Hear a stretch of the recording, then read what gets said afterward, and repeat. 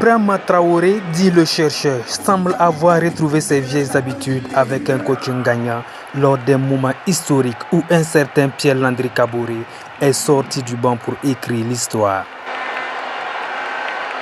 Bon, Landry, comme au Libéria, on l'a mis en deuxième mi-temps. Et bon, c'est compte tenu de nos plans, parce que le football aussi, il faut un plan pour l'aborder.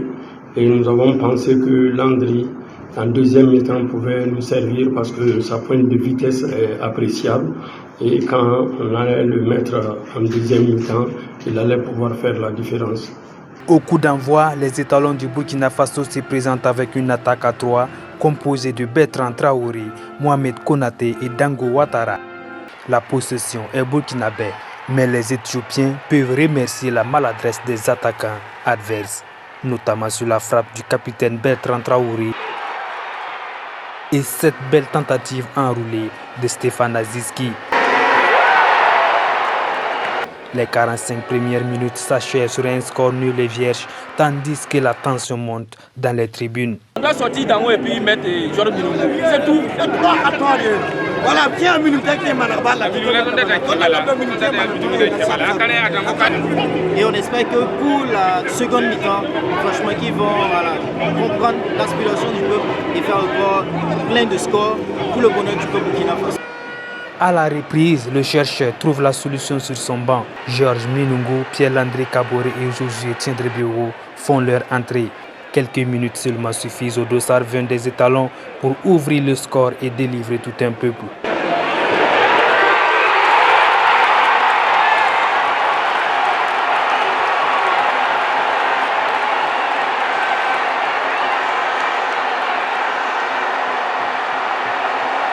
Pierre-Landry Kaboré s'offre un doublé grâce à une magnifique action dans la surface éthiopienne.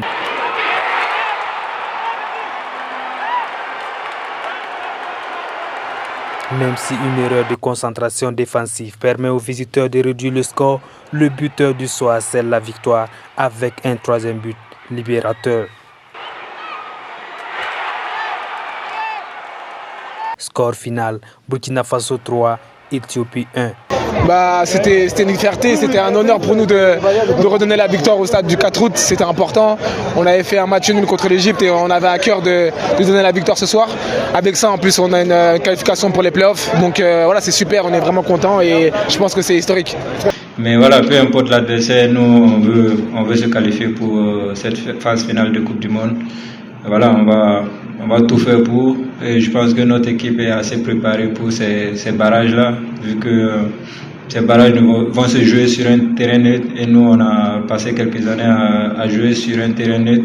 Je pense que voilà, on est assez préparé psychologiquement pour ça.